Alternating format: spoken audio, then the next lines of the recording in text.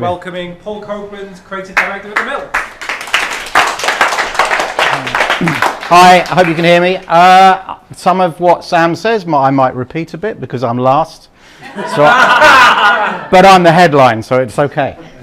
So as Steve said, I'm a creative director at the Mill and a director at the Mill. I have my own brand. A lot of people may know me as Xiaobaolo, which is my Chinese brand, going back to what the first speaker said about creating your own brand. I've had that brand for, I don't want to say how many years, but it started off as Small Paul. And when people ask my name, when people talk about me in the UK or here, you go, you know Paul? No? Xiaobaolo, Small Paul, Xiaobaolo, they all know who it is. So I have a very, very, very strong brand. And my business card is the back of my phone, which is just my QR code. You don't need a business card. So this is a kind of, I've been in the business a long time, and I still love my job, and I still love what I do. So this is not about how to keep your job. This is about how to actually have a really nice career. And this could apply to life as well as creativity. So the most important thing is, do what you love, right? I love my job. I've been doing my job for years, but I still love going to work every day. I love my job because every day is different. I feel like I'm still at college, mucking about and just coming up with ideas, right? I love that. Like that, no, you can't ask for more. I go to work dressed in jeans and a t-shirt, and I have fun every day. I make jokes with people. I love my job, and that's the most important thing. If you don't love being a creative, then get out now because it's hard. It's really tough. So that's the first rule. Second, right? Don't be afraid to make mistakes. People have said this before, okay? Every mistake you make is something you learn, and you learn how to move forward. So it's not a failure. It's something you should just go, okay, that doesn't work, so I know that for next time, so use it.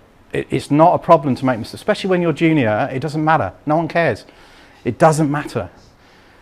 The next thing is find a mentor, right? So when you start out, you go and meet people. They give you feedback on your work. They give you feedback on your portfolio. And the most important thing is to find someone who talks your language. They kind of understand your thinking because everybody's opinion is different, right? So I could go, I remember when I was first starting out, I used to go and see creative people in agencies. And if you go into an agency and you see a creative team and they look at your work and go, that's great, thanks. And they're not offering you a job, they're lying to you. Because the best reviews of your book are the ones where they rip it to pieces and you learn. Again, they've given you some really constructive feedback and you know what to do, you know where to go. Rather than you leave with a great portfolio and you go, great, I feel brilliant, but you haven't got a job, so something's not right. Then relating to that, when people feedback on your work, it's only feedback, and again, it's only an opinion. So go and see the person in the office next door to the one you saw, because they might have a completely different opinion of your work. And it's not a personal attack. Don't take it personally, right? It's just what people think of your work. But my opinion is different to Sam's opinion, different to George's opinion. So don't take it personally.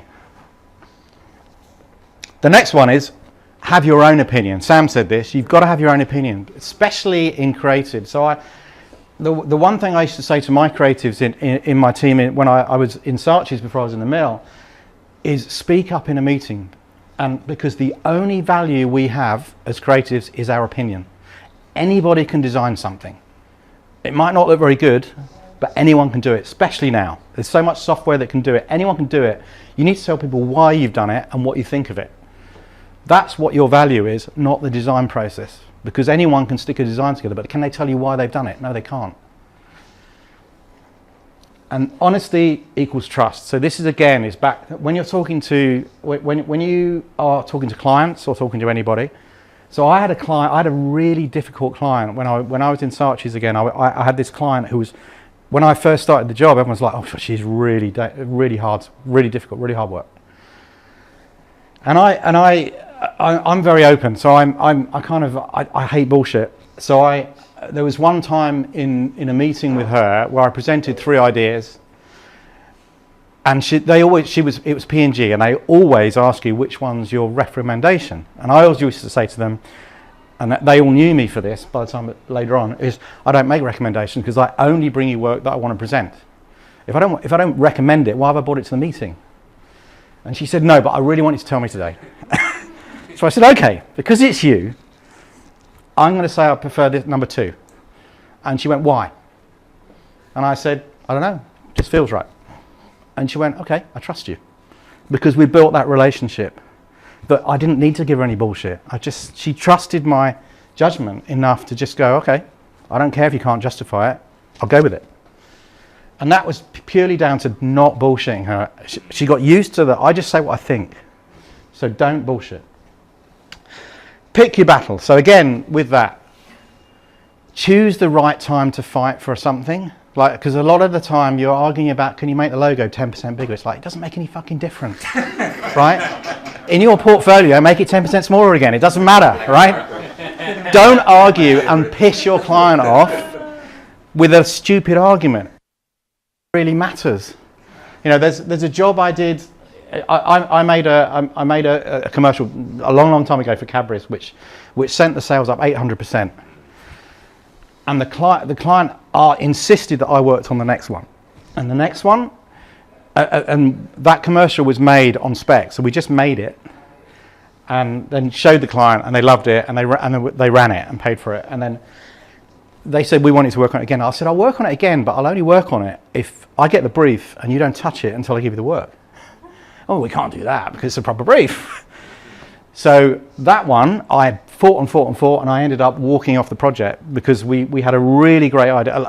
It's one of my favourite ideas I've ever done in my career that never ran because it ran twice. Where they made 2 executions, but they completely fucked up the whole thing, excuse my language, and I walked off the project. I said, I can't work on it anymore because I'm just, it's like, it's not the original idea. So choose the right things to argue about. Don't argue about everything or you just get a reputation for being difficult. Say yes. It's, again, similar to people who said it before, be open, just say yeah. You know, in a brainstorm, don't go, oh, I'm not sure about that. So yeah, and you can do this, and this, yes and creates more ideas. It opens the room up. Never say no, never say no but in a brainstorm or anything, but in life. Because again, as people were saying before, is you go to this random meeting for a coffee with someone and you end up talking on this or whatever. So it's kind of always say yes. Be stupid. This is not about being dumb. It's just about kind of doing stuff that people might not really get and not really understand. My example of this is during COVID here, we were in lockdown. I started taking stupid photographs. I now have an exhibition in the gallery, my 3rd exhibition in the gallery of those photographs. And I was just messing around trying to keep myself amused, being creative. It's like, keep yourself creative. If you've got a boring brief, do something stupid of your own. Because that's the stuff that people actually quite like. And you haven't got a client. So it's, do what you do that. Have the other idea is this. So this is, as being a creative director in an agency, you get 6 teams working on a project, and they'll all come in, and they'll show you work. And if you get 10 ideas, 6 of them are the same from different teams, and people get really upset. But I remember being really junior, going, no, but that was my idea. I had that idea, and it's like, that's because we all see the same media. We all listen to the, we're all watching the same stuff. We're all living in the same world. We have the same, humans are programmed the same way. So we do have the same thoughts. And so one of the best bits of advice someone gave to me is like, imagine you're sitting at a table and all the other creatives at the other end of the table. You want the idea that none of those ones have had, because that's the good idea. That's the one that is going to stand out from the rest, because otherwise anyone could have thought of the other stuff. So make sure you push yourself to have this idea, not the one that everyone else is having. Embrace change. So this can apply to anything. This can apply to technology. So obviously everyone talks about AI at the moment. Yes, use it, but don't be afraid of it. But also things like losing your job. Like if you're a good creative, you will lose your job 2 or 3 times in your career. I think I've lost mine twice. You will, but the next job you get, I guarantee you it's better than the one you had. Always, 100%. My job now is better than the one I had before. So change is a really good thing. It resets you. It gets you on a different path. So enjoy it. Don't be, if you lose your job, don't worry about it, because there is something coming better down the road.